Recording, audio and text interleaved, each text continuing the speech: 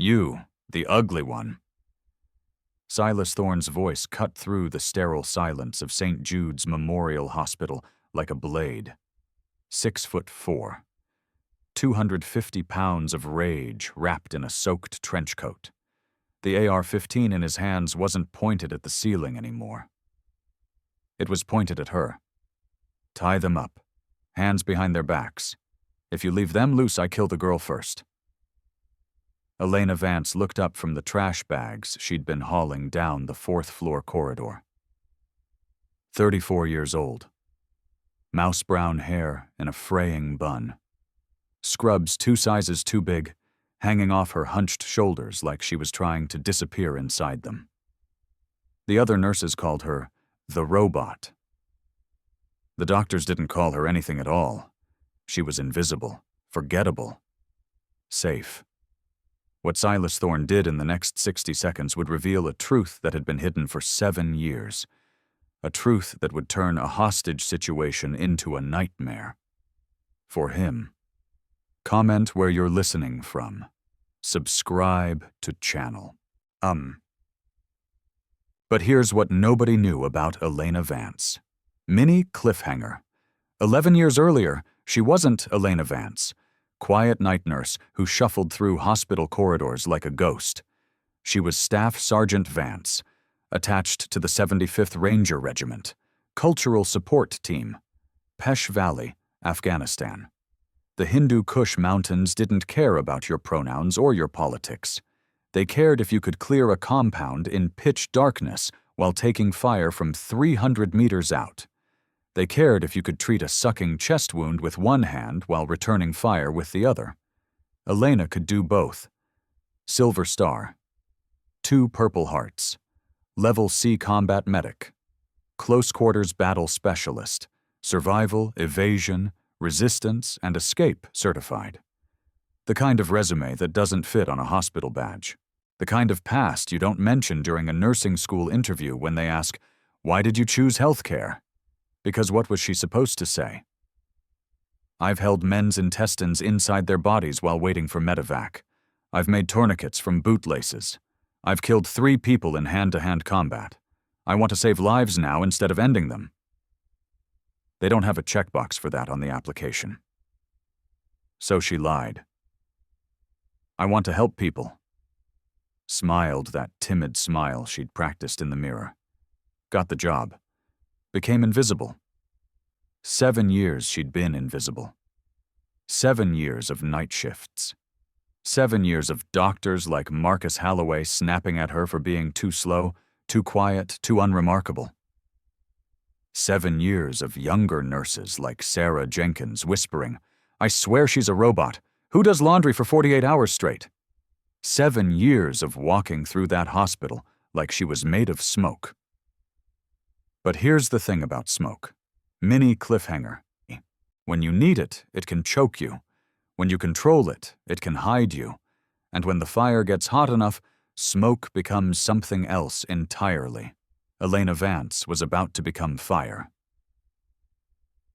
The shift had started normal as 2 a.m. gets on a trauma ward. Dr. Marcus Holloway was running on his 6th coffee and his considerable ego, fresh off a 6-hour vascular repair on a gunshot victim from downtown Seattle. Brilliant surgeon, arrogant as hell, the kind of man who believed his own press releases. "Vance," he'd barked earlier, not even looking at her. "The crash cart in 408 needs restocking, and someone left a tray in the break room. Handle it." Elena had nodded. "Yes, doctor." Shuffled away. Invisible. Sarah Jenkins, 22 and fresh out of nursing school, had whispered loud enough for Elena to hear. "Does she ever, have an opinion? Or emotions?" "As long as she preps the meds correctly," Holloway had muttered. "I don't care if she stares at walls." They didn't notice that Elena never jumped when equipment clattered. Never startled when a patient coded. Never flinched when the emergency sirens wailed. Because in the Pesh Valley, if you jumped at every sound, you were dead. What they also didn't notice, the way Elena's eyes tracked every exit, the way she positioned herself with her back to walls, the way she could assess a room's tactical advantages in 3 seconds flat. 7 years of hiding that part of herself. 7 years of pretending the Ranger creed wasn't still etched into her muscle memory. I will never leave a fallen comrade to fall into the hands of the enemy. That creed was about to be tested. Because when Elena heard that sound at 0214 hours, the metallic clack slide of a bolt carrier group being racked on an AR-15, everything changed. She froze. Not in fear, in recognition. That sound doesn't belong in a hospital. She'd heard it 1,000 times, in training, in combat, in the seconds before someone died. Elena Vance, invisible night nurse, stepped backward into the shadows of the utility room. Staff Sergeant Vance, 75th Ranger Regiment, assessed the threat. Target, male, 6'4", 250. Weapon, AR-15 platform, short barrel, holographic sight, 30-round magazine. Secondary weapon, 1911 pistol on right hip. Knife visible in boot. Heavy trench coat. Possible body armor underneath or additional weapons. Hostile count, 1 visible. Friendlies, 2 staff visible at nurse's station, approximately 12 patients in wing. Cover, limited. Hard cover behind nurse's desk only. Exits, stairwell doors, elevator bank, fire escape via patient rooms. Assessment complete, 2.3 seconds. This is when everything changed. Mini cliffhanger. Through the crack in the utility room door, Elena watched Silas Thorne move down the corridor with purpose. Not the erratic movements of someone in psychosis. The deliberate gait of someone who'd planned this, who'd trained for this. He was former military. She could tell by the way he held the rifle, the way he checked corners, the way he moved with the weapon as an extension of his body. She was looking at a mirror, a dark, twisted mirror. When he reached the nurse's station, he didn't hesitate, didn't negotiate, just pointed the rifle at Dr. Holloway's chest and spoke. "Nobody move!" Sarah screamed. The sound bounced off the hospital walls like a ricochet. Thorne fired once, into the ceiling. The crack was deafening in the enclosed space. Dust and ceiling tiles rained down. "Next one goes in a kneecap," Thorne roared. "Where is he? Where is Holloway?" Marcus Holloway, usually the god of his domain, was trembling, hands raised, face the color of old oatmeal. I'm Dr. Holloway." "You remember me?" Thorne's voice broke. "You remember Mary Thorne? 3 years ago. Table 4. You said it was routine bypass surgery. You said she'd be home for Christmas." Holloway stammered. I operate on thousands." "You killed her!" Thorne screamed. "You were drunk. The nurses whispered about it. I spent 3 years finding proof, and tonight we're going to have a trial." That was his first mistake. Mini cliffhanger. Because in the shadows of the utility room, Elena Vance was making calculations. This wasn't a mass shooting. This was targeted revenge. Thorne wanted Holloway specifically, which meant the other hostages were leverage, not targets, which meant she had options. Thorne swung the rifle toward Sarah. "You, get the patients out of their rooms, everyone in the hallway now. Anyone who can't walk, you drag them." Sarah was sobbing, hyperventilating, useless. Elena needed to get into the room, needed to become part of the scene, needed to get close. She took a breath, flipped the switch in her head, the one that turned Staff Sergeant Vance back into mousy Elena, pushed the utility door open, stumbled out, dropping the trash bags with a loud clatter. Thorne spun, rifle snapping toward her. "Freeze!" Elena threw her hands up, let her shoulders hunch, let her mouth hang open in terrified shock, made her voice crack and whimper. Please, don't shoot! I was just taking out the trash!"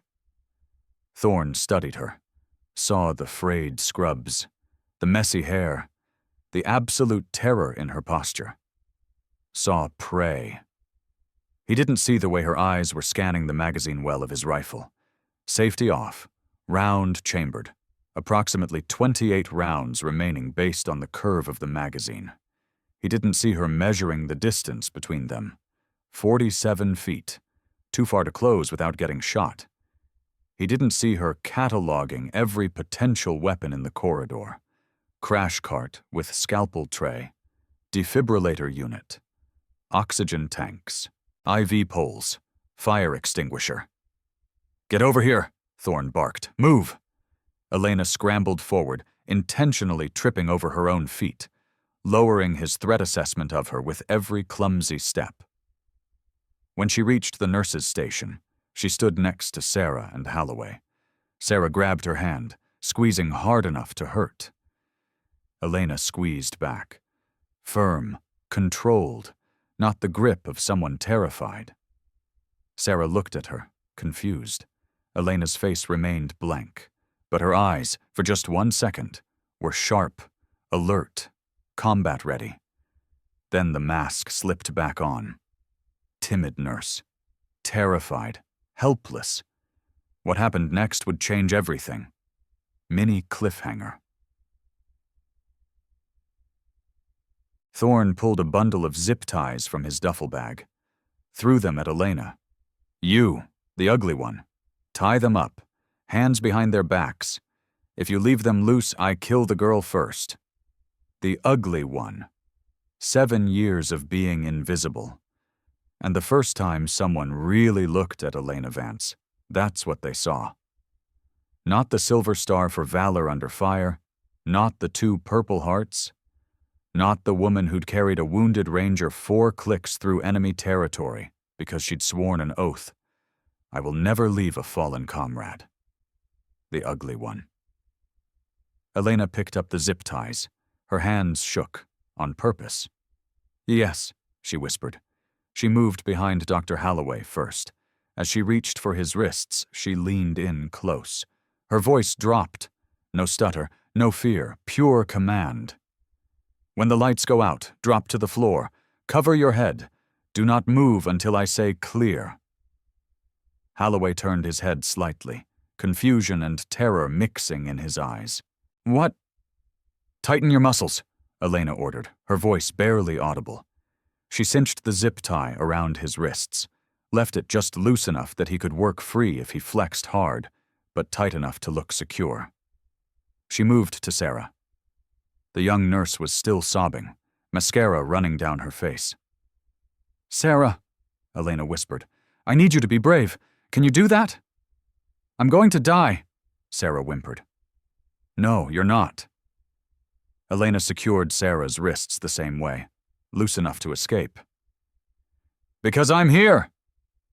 "Hey," Thorne shouted. "Less talking." Elena stood up, turned to face him, hands clasped in front of her chest, submissive posture that also kept her hands ready at her center line. "They're secured," she said meekly. "Good." Thorne checked the window, rain hammering against the glass. "Now we wait for the police and the cameras." He turned his back to her for just a second. That was his second mistake. Mini cliffhanger, because in that second, Elena's eyes found what she needed. The master power breaker panel. 20 feet away, behind the nurse's desk. Kill the lights, change the environment, even the odds. But first, she needed a weapon. Her eyes scanned the desk. Pen, stapler, trauma shears. And then she saw it. The portable ultrasound machine. Heavy battery pack. Solid metal corners. Perfect improvised club. "You," Thorne pointed at Elena. "Check the patient rooms. Bring them out here. Anyone tries to run, I start shooting the doctor." Elena nodded frantically. "Oh, okay, I'll go." She turned, shuffled down the corridor toward the patient rooms. The moment she rounded the corner and broke line of sight, the shuffle vanished. She moved like liquid, silent, fast, purposeful. Room 402, Mrs. Gable, 80 years old, hip fracture, post-op. Elena slipped inside. The old woman was awake, confused by the noise. "Shh," Elena whispered. She moved to the bedside table, grabbed what she needed. rubbing alcohol, gauze, cigarette lighter from Mrs. Gable's purse. The woman was a secret smoker. She looked at the oxygen tanks along the wall. If she could create enough chaos, enough smoke, enough confusion. But fire was unpredictable. Fire could kill the patients. She needed something else. She moved to the supply closet at the end of the hall, found the portable defibrillator, checked the charge. Full. Ripped the sleeves off her scrub top, tied them around her knuckles. Makeshift hand protection. Staff Sergeant Vance was suiting up for battle. What Silas Thorne didn't understand, what nobody in that hospital understood, was that Elena Vance had spent 7 years hiding her true nature. 7 years suppressing every instinct that had kept her alive in the deadliest places on Earth. But those instincts don't die. They just wait. And tonight, the wait was over. Mini cliffhanger. Elena walked back into the corridor, but she wasn't hunched anymore. She was walking tall, shoulders back, head up. In her right hand, hidden behind her leg, trauma shears. In her left, a glass vial of succinylcholine. Paralytic agent, fast-acting. "Hey!" Thorne shouted from the nurse's station. "What's taking so long?" "I had to help Mrs. Gable," Elena called back. But her voice was different now. It carried. It had weight. Thorne squinted. Something was off. The air had changed. "Stop right there," he ordered, raising the rifle. Elena stopped, 40 feet between them. "You look different," Thorne said slowly. "It's the lighting," Elena said flatly. "Get on your knees." Elena looked him dead in the eye. "No." The silence that followed was heavier than thunder. Holloway gasped. Sarah stopped crying, staring at Elena in disbelief. "What did you say to me?" Thorne whispered, stepping forward. "I said no." Elena's voice was steel. "And you should have checked the back exit. It was a lie. There was no unlocked back exit." But Thorne's head jerked instinctively toward the hallway behind him. 0.5 seconds of distraction. Elena moved. This is when everything changed. Mini cliffhanger. The human eye takes approximately 150 milliseconds to process visual stimuli, another 100 milliseconds to send the signal from brain to muscle. In close quarters battle, a quarter second is the difference between life and death. When Thorne turned his head, Elena covered 40 feet in 3.2 seconds. She didn't run upright. That would make her an easy target. She came in low, fast, like a missile. Thorne realized the deception. Spun back, finger tightening on the trigger. Crack! The shot went high, shattered the fluorescent light above Elena's head. Sparks and glass rained down. Elena didn't flinch. She slid on her knees for the last 6 feet, coming in under the barrel of the rifle. Her left hand shot up, smashing the vial of succinylcholine against the handguard of the AR-15, forcing the muzzle toward the ceiling. Her right hand drove down with the trauma shears. Not to stab him. The trenchcoat was too thick, but to jam into the ejection port of the rifle. Metal screamed against metal. She twisted. The bolt carrier jammed. The rifle was now a 10-pound club. Thorne roared. Pure animal rage. Released the rifle with one hand and backhanded Elena across the face. The blow lifted her off the floor, sent her skidding across the waxed tiles. She tasted copper. Vision blurred. "You bitch!" Thorne screamed. He racked the charging handle, but the shears were wedged deep. The gun was dead. He dropped the rifle, reached for the 1911 on his hip. Elena shook the stars from her head. She was on the floor, 5 feet away. She couldn't beat him to the draw. She looked at Holloway and Sarah, frozen in horror. "Run!" Elena screamed. "Get to the stairwell." The command broke their paralysis. Holloway grabbed Sarah by the arm, dragging her toward the fire exit. Thorne pulled the pistol, leveled it at the fleeing doctor. Bang! The shot went wide, punching into the drywall next to Sarah's head, because Elena had grabbed the nearest object, a wheeled IV stand, and shoved it into Thorne's legs just as he fired. The doctor and nurse burst through the stairwell doors, disappeared into concrete safety. Now it was just Elena and Thorne. Thorne turned the pistol on her. His eyes were feral. Elena rolled. Bang, bang. 2 rounds chewed up the floor tiles where she'd been a heartbeat ago. She scrambled behind the nurse's station desk. Heavy laminate counter. Decent cover. "I see you," Thorne yelled, walking slowly toward the desk. "You think you're a hero? You're just a dead nurse." Elena pressed her back against the inner wall of the desk, checked her body. No holes, bruised ribs from the backhand, swelling jaw, but alive. She heard his boots crunching on broken glass. Crunch, crunch, 6 feet away.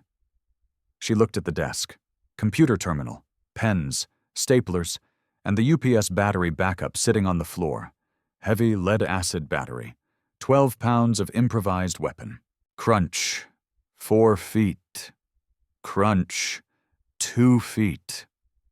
Elena ripped the power cord from the wall, grabbed the UPS unit, counted his footsteps. When Thorne rounded the corner of the desk, expecting her to be cowering on the floor, he found her standing. Before he could raise the pistol, she swung the battery back up like a medieval flail. It connected with his wrist. Crack. Bone broke. Thorne screamed. The pistol flew from his hand, skittering across the floor, sliding under a locked medicine cabinet. He was disarmed, but he was 6'4" and 250, and he was enraged. He didn't need a gun to kill her. What happened next would haunt the security footage for years.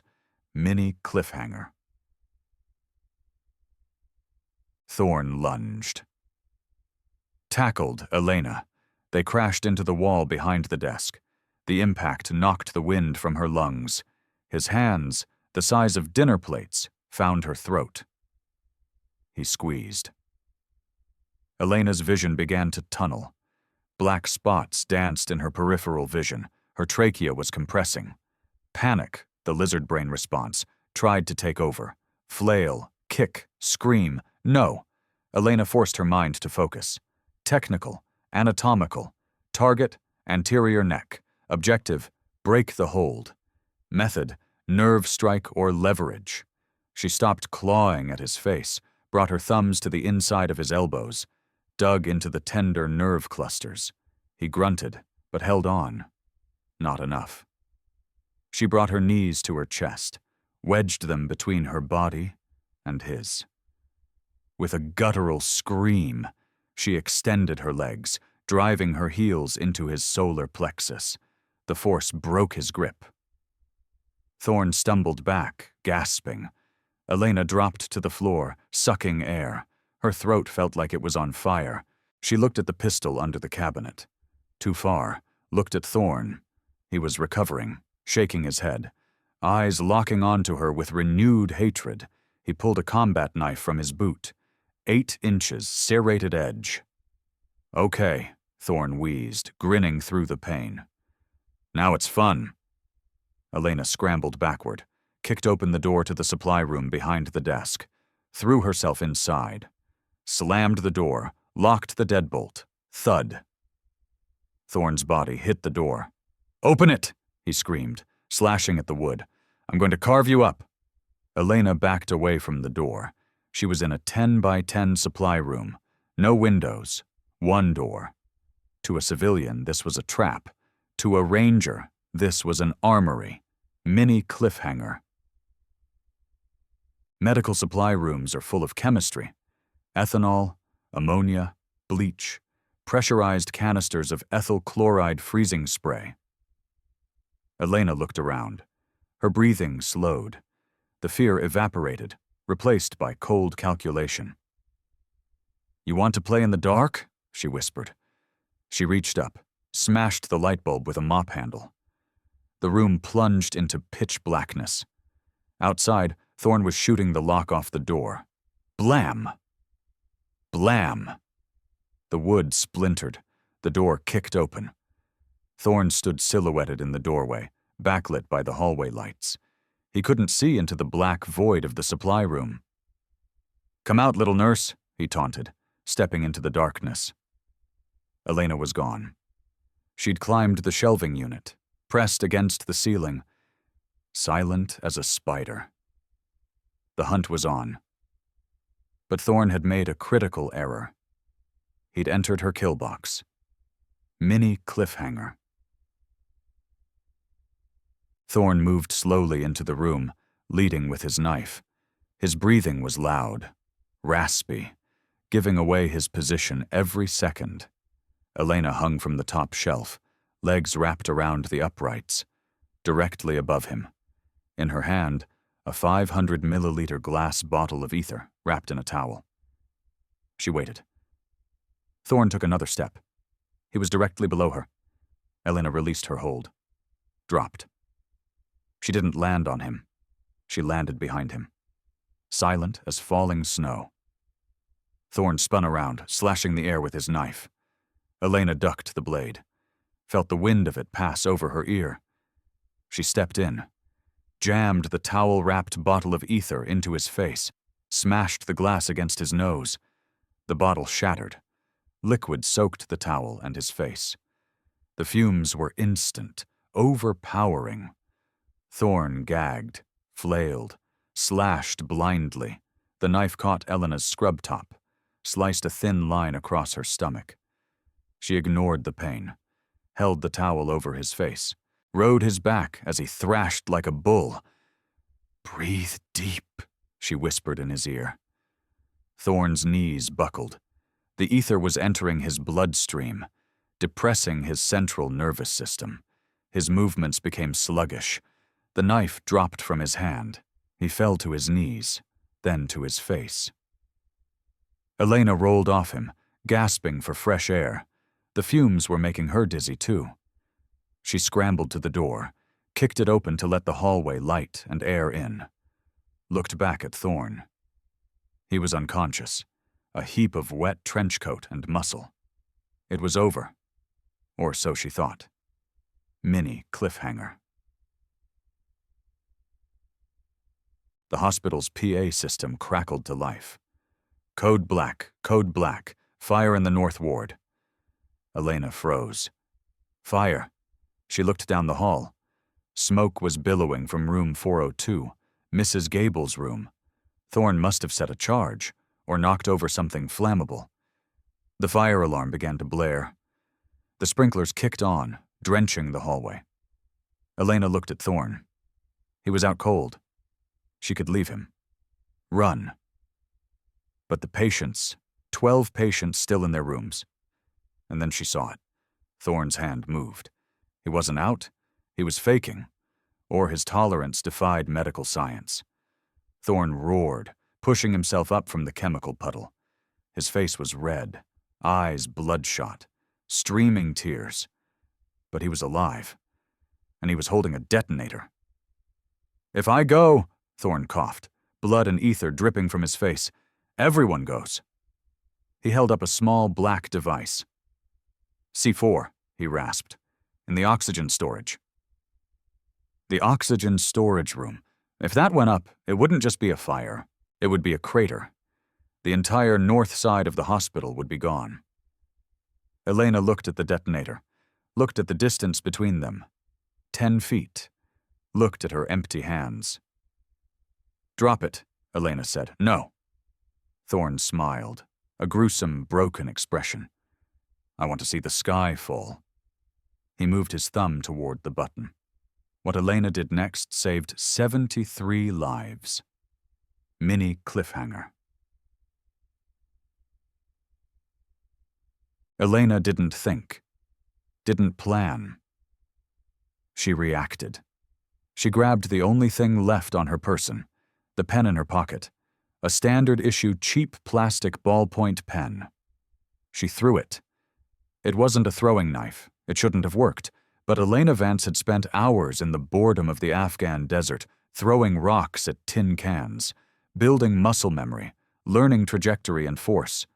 The pen tumbled through the air, struck Thorne directly in the eye he hadn't rubbed the ether out of. It didn't kill him, but the shock of a foreign object hitting his eyeball made him flinch. His hand jerked. The detonator flew from his grip, slid across the wet floor toward the elevator shaft. "No!" Thorne screamed. He dove for it. Elena dove for him. They collided in the wet, smoky hallway, rolling over broken glass and water. It wasn't tactical anymore. It was a street fight. Thorne punched her in the ribs. Something cracked. Elena headbutted him, her forehead smashing into his broken nose. He screamed, blinded by pain. Elena scrambled on top of him, trapped his arm, wrapped her legs around his neck in a triangle choke. She squeezed. "Go to sleep," she gritted out, her face contorted with effort. "Go to sleep." Thorne thrashed, clawed at her legs, tried to stand up, lifting her off the ground with him. But Elena Vance was an army ranger. She held on. She squeezed until her muscles screamed. Thorne's struggles slowed. His arm went limp. His head lolled back. Elena held it for another 10 seconds, just to be sure. Then she let go. Thorne dropped to the floor, motionless. Elena lay next to him, staring up at the sprinklers raining down on them, bleeding, bruised, exhausted. She closed her eyes. "Clear," she whispered to the empty hall. But the night wasn't over. Mini cliffhanger. The fire in room 402 was growing. The smoke was getting thicker, and she had 12 patients who couldn't walk. Elena Vance stood up, wiped the blood from her mouth, grabbed Thorne's ankles, dragged him into the supply room, locked the door from the outside with a zip tie. Then she turned toward the fire. "Time to go to work," she said. The sprinklers were losing the battle. Room 402 was an accelerant-fueled furnace. Black smoke rolled along the ceiling like an inverted ocean. Elena coughed, the taste of soot mixing with blood in her mouth. She forced herself to stand, ribs screaming. 2 fractures, probably. Stomach burning from the knife graze, head swimming from ether fumes. But the ranger switch was still flipped. Pain is information. Information is actionable. Ignore the pain. Act on the objective. Objective 1, contain the blast threat. Objective 2, evacuate the non-ambulatory.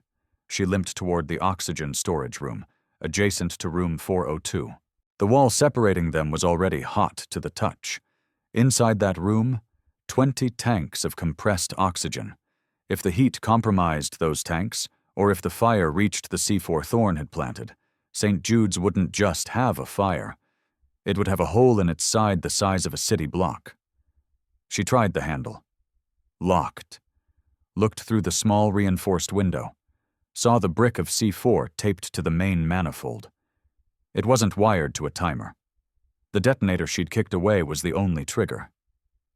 C4 is remarkably stable. You can shoot it, burn it, and it usually won't explode without a shockwave from a blasting cap. Usually. But the oxygen tanks were the real problem. If they ruptured from heat, the pressure release would be catastrophic. Elena grabbed a stack of towels from a linen cart, soaked them in the water pooling on the floor, wedged them tightly into the crack under the oxygen room door, creating a seal, insulating the room, buying time. It was a Band-Aid on a bullet wound, but it bought time. Mini cliffhanger. Stohem. She turned to room 402. The door was open, vomiting black smoke, heat radiating out like an oven. Mrs. Gable.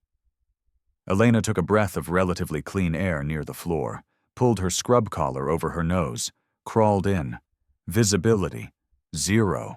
The heat was blistering her skin, orange flames licking the curtains and ceiling. "Mrs. Gable!" Elena shouted into the roar. A weak cough answered from the far side of the bed. Elena crawled on her elbows and knees, keeping below the thermal layer. Found the bed. Empty. Mrs. Gable had tried to get out, fallen. Elena's hand brushed soft fabric. a nightgown. "I've got you," Elena grunted. "My hip," Mrs. Gable moaned. "I know, I'm sorry, this is going to hurt." There was no time for gentleness. Elena grabbed Mrs. Gable by the back of her nightgown, dragged her across the floor. The heat was melting the soles of Elena's shoes. Her skin felt tight, shrinking. They reached the hallway. Elena heaved Mrs. Gable out into the wet, misty corridor just as the ceiling tiles in room 402 collapsed in a shower of sparks. Elena rolled onto her back, gasping, checked Mrs. Gable. Breathing, pulse rapid, burns on her arms, but alive. "Stay down," Elena ordered. She looked down the hall. The smoke layer was banking down, getting lower. In 5 minutes, the entire floor would be a kill box. 11 other rooms, 11 other patients. Elena Vance stood up. Alone. The fire department was minutes away. But minutes were a currency she didn't have. What she did next saved every single life on that floor. Mini cliffhanger. Elena ran to the nurse's station, grabbed the master key ring, unlocked the supply closet where she'd stashed Thorne. Still unconscious, still breathing. She didn't look at him. Grabbed his heavy trench coat, cut the zip ties from his ankles with trauma shears, ran back to the hallway, went to room 405. Mr. Henderson, 250 pounds. Total knee replacement. "Nurse," he croaked, sitting up in bed, eyes wide with terror as smoke curled under his door. "Get up," Elena said. "I can't walk. My knee—" "I didn't ask you to walk." Elena threw the trench coat on the floor. "Get on the coat." "What?" "Get on the coat," Elena roared, the voice of a drill sergeant. Mr. Henderson scrambled out of bed, adrenaline overriding pain, flopped onto the trench coat. Elena grabbed the collar. It made a perfect sled. The wax floors, slick with water from the sprinklers, reduced friction.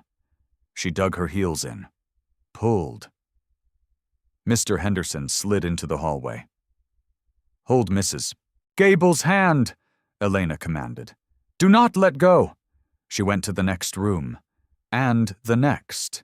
She was moving like a machine now. Breach, secure, extract, bed sheets, wheelchairs, linked together in the center of the hallway, away from the burning walls. The fire had breached the ceiling now, flaming debris dropping like rain. Heat unbearable. Elena had 10 patients in the train, 2 missing. Room 410. Leo, 9 years old. Ruptured spleen. Room 412. Comatose patient on ventilator. The path to 410 was blocked by a wall of fire. The ceiling had partially collapsed. Elena looked at the fire, looked at the water soaking her scrubs. She ran to the janitor's cart, grabbed a bucket of water, dumped it over her own head, took a deep breath, lowered her head, ran straight through the wall of fire. Comment where you're listening from, subscribe to channel. Mini cliffhanger.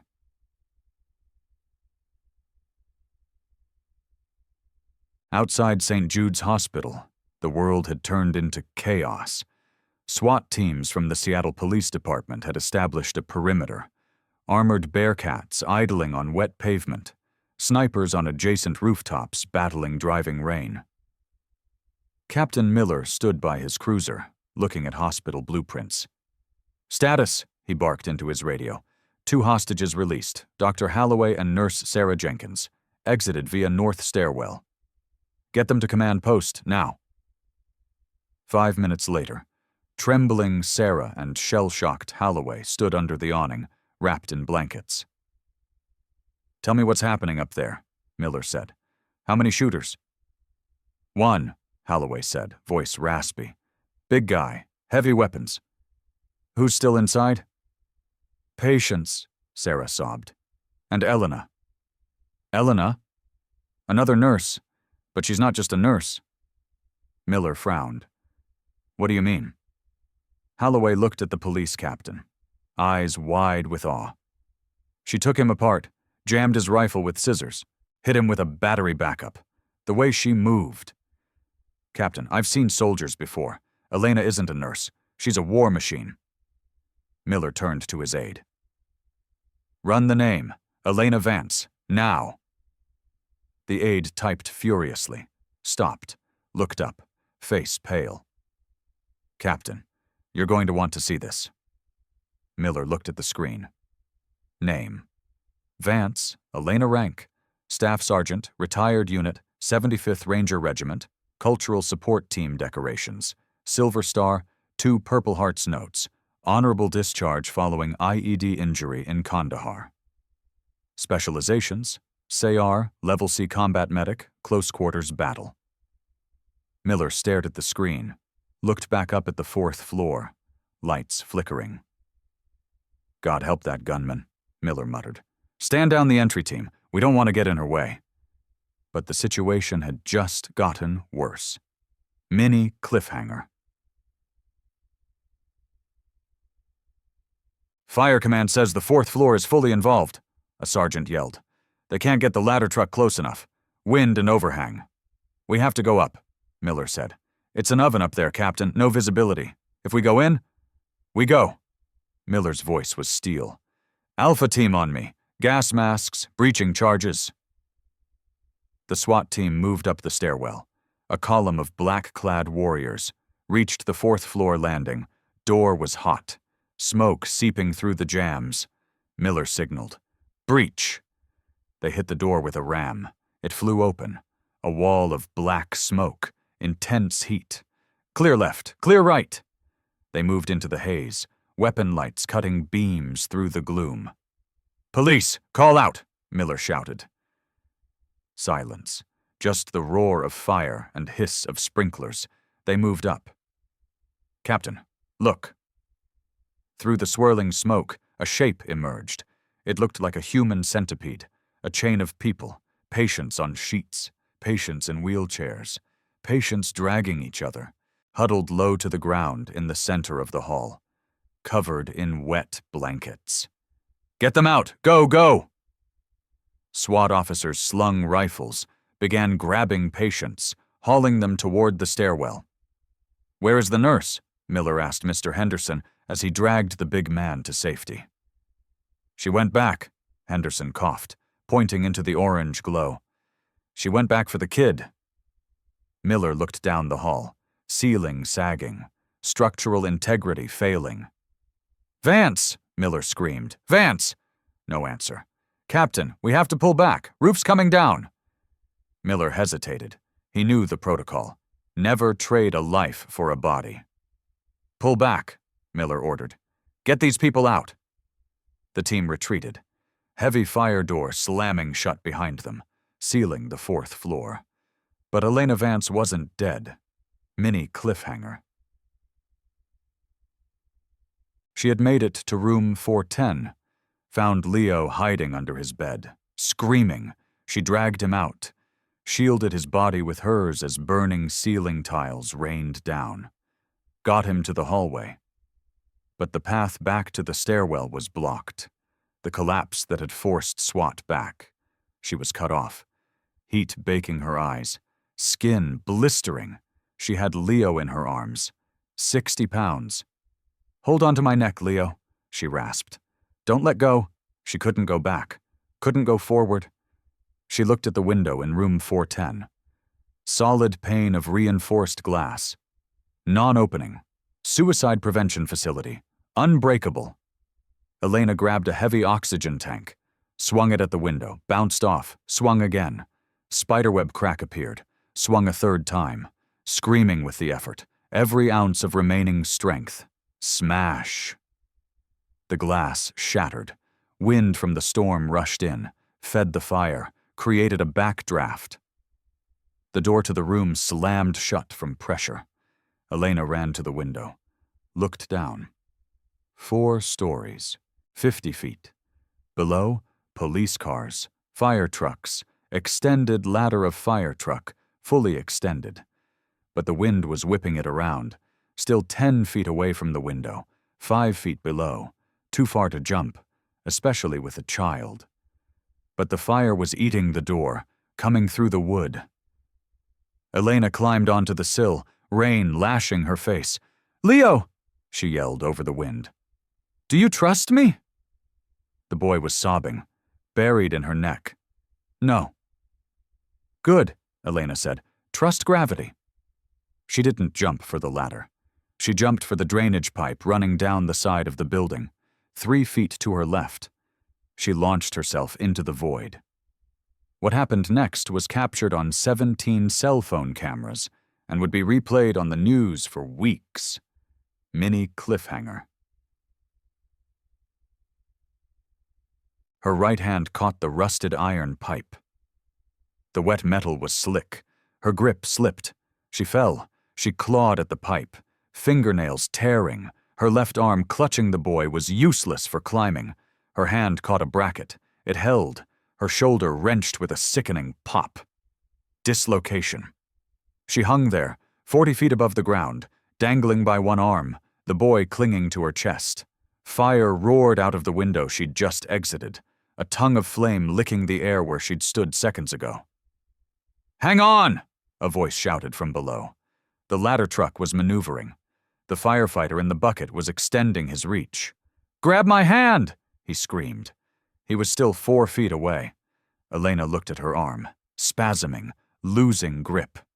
"Take him!" Elena yelled. She swung her body, using her last reserve of momentum, swung toward the ladder. "Leo, reach!" The boy reached out. The firefighter lunged. He caught the boy's wrist, pulled him into the bucket. Elena swung back toward the pipe. Her hand slammed against wet metal. She slipped. She fell.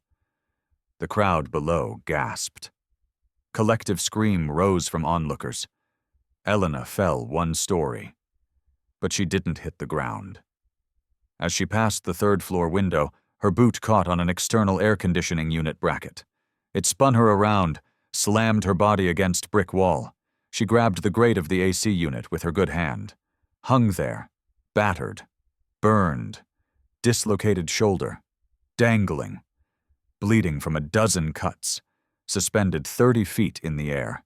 The firefighter in the bucket lowered the controls rapidly. The bucket descended. I got you, he yelled, maneuvering the basket under her feet. Elena let go, collapsed into the basket, a heap of wet scrubs and blood. The firefighter keyed his radio. I have the child and I have the woman. She's alive. Repeat, the ranger is alive. As the bucket lowered to the ground, the crowd broke the police line. It wasn't a mob. It was the staff, Dr. Holloway, Sarah. They ran toward the truck.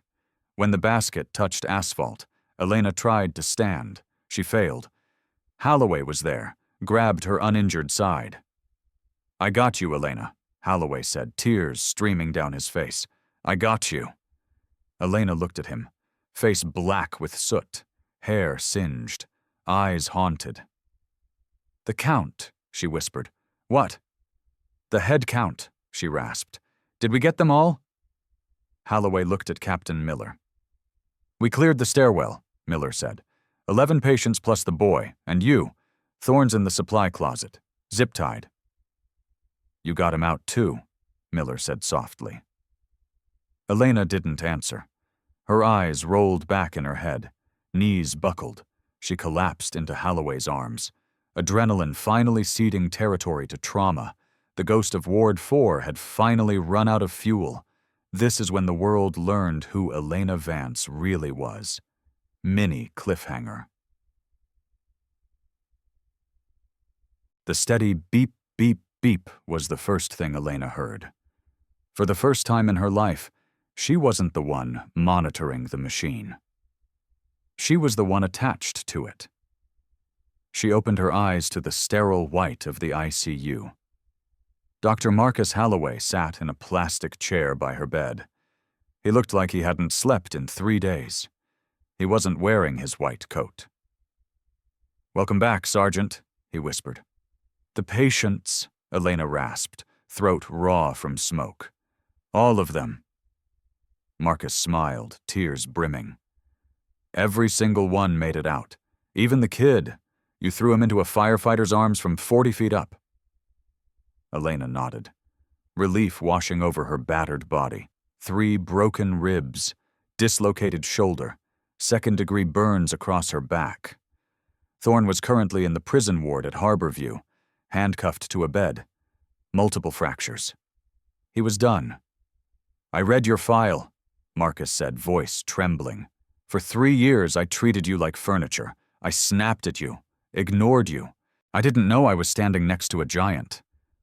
"I just did my job," Elena murmured. "No, you did mine." Marcus's voice cracked.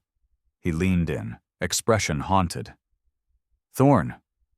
Before he went down, he screamed that I was drunk that night, 3 years ago, when his wife died. He looked at her, terrified of the answer. "Was I, Elena? I was in a dark place then.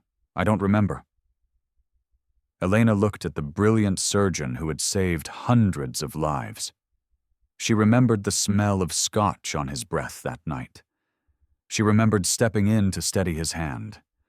But she also remembered that Mary Thorne had died of a massive embolism, that no doctor, drunk or sober, could have stopped.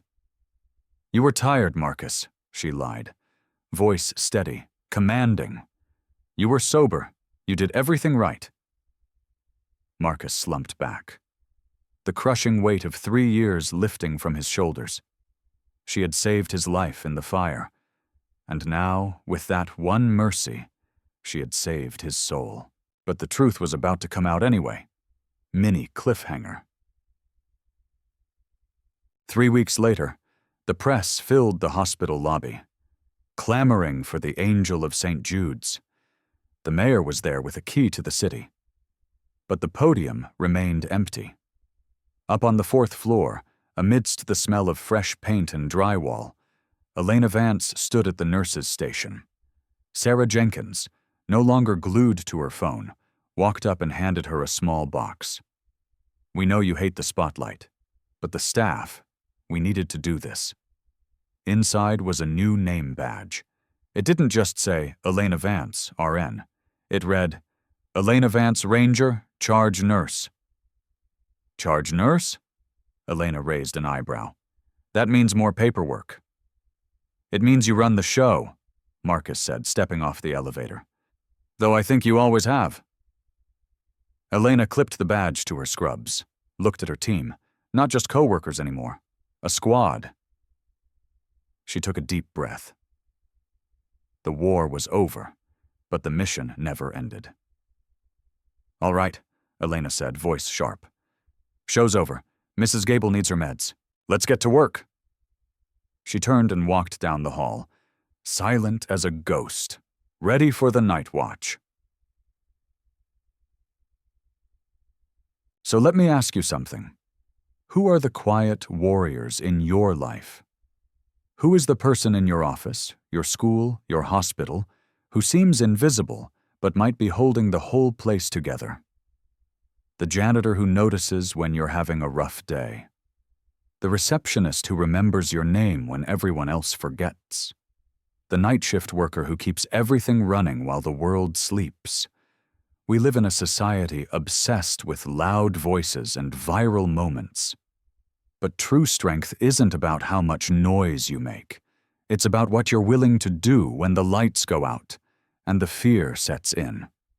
Elena Vance teaches us that heroes don't always wear capes. They don't always wear uniforms.